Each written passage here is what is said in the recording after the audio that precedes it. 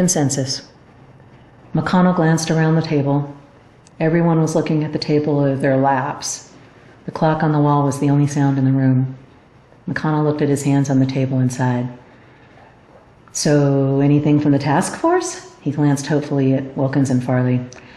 Well, we've had a lot of calls come in on the hotline, of course, Wilkins began hesitantly. Anything we can use?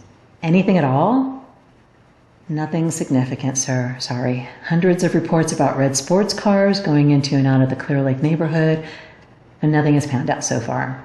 No one got license plate info, and none of the area CCTV cameras had any better luck. It's like this guy is a ghost or something. Invisible. Or a chameleon, Lucero added. Nods from around the room. In agreement on that. Okay, what are we going to do about this? They all knew what he was referring to. The device that Miss Campbell had brought in. The lens. There was another pause, then Farley offered, well, I guess it can't hurt to try it out, right? If it doesn't do anything or isn't helpful, nothing lost but some of our time, which we have so much of, McConnell muttered. She works during the week, right? Title company employee, Lucero asked. Right, Wilkins answered, then looked at Lucero. Well, let's have her bring in the device Saturday. We'll find out what it does and doesn't do, and then we can go from there. How does that sound?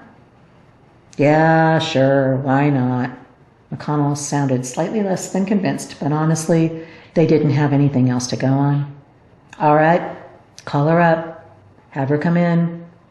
We'll set up in the... Where the hell are we going to do this? What about here, sir? Wilkins waved his hand around the room. The sign on the outside of the door showed it was designated as the large interview room, ostensibly because it was a small percentage bigger than the other interview rooms, but it wasn't much bigger. Roughly 15 feet square. It fit the foreman comfortably around the small table, but didn't leave a lot of room to maneuver around. McConnell raised his eyebrows. You think it's big enough? It's going to have to be, sir, isn't it? We can move the table out and put the chairs in a circle or something like that, so everyone can see everyone else. I guess it'll have to do. We have the equipment room next door here, so other people like the mayor can monitor or observe if they want to do that. We'll record everything, of course. He paused for a moment. I guess that's it then? He looked at the faces around him once more. None of them looked very happy about the way things were going. Wilkins shrugged and asked the one question everyone was thinking. I guess me and Farley will go back to the station, get our gear, and move it here? Bring whatever's come in from the hotline? Today's Thursday, right? Might as well figure out logistics and all of that stuff now, rather than later. Lucero nodded. Sounds good. Sir, anything else before we go? McConnell pushed himself away from the table and stood up, groaning as his joints audibly popped and cracked. That's it, gentlemen. Today, as Wilkins just noted, is Thursday. Give me your written reports from today's meeting by 10 a.m. tomorrow, Friday.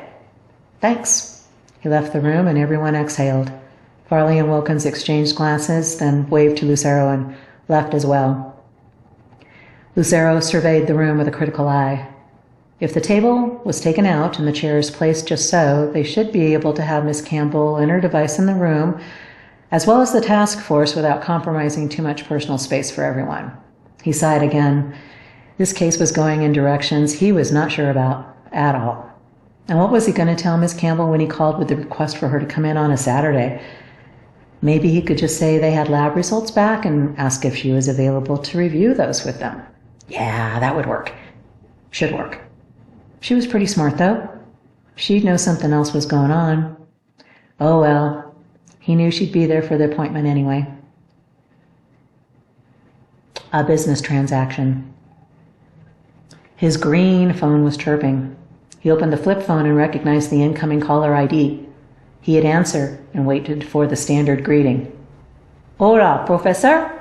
Sí, señor Lupo? Sí, señor. Buenos días.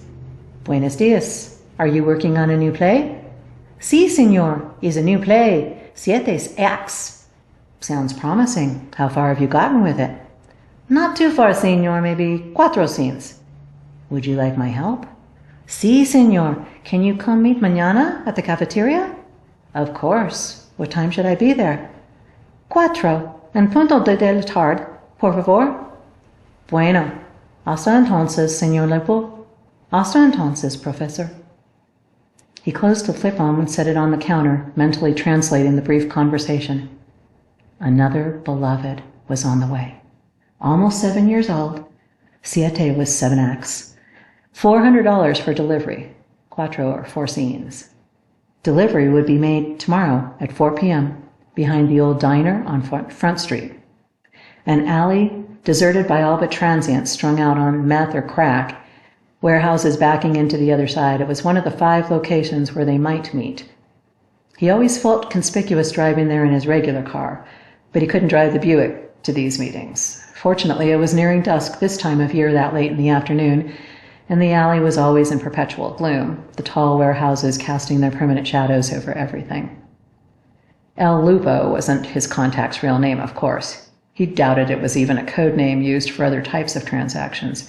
He recalled hearing that coyotes and their exploradors had specific names that all related to canines. Ridiculous, really, when you thought about it. He wasn't a teacher or a professor, of course. It was the name he had been given when he had first made contact with this supply chain. It suited him to obfuscate any possible connections, though, so he let them call him what they would, as long as he was called. Another beloved was on the way. He started humming to himself softly as he set about getting everything ready. Mañana would be here all too soon.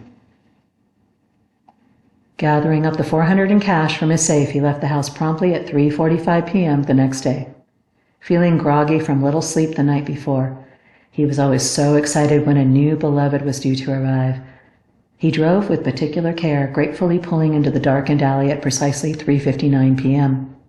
He saw the dusty tan Dodge van already backed in between 2 dumpsters, so he drove his car past and backed up to one of the dumpsters. He let the car remain in idle as he popped open the passenger door.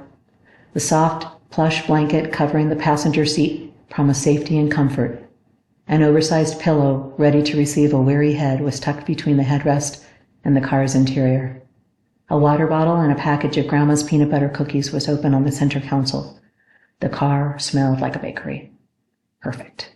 He got out and walked around the dumpster to the van where El Lupo was waiting for him.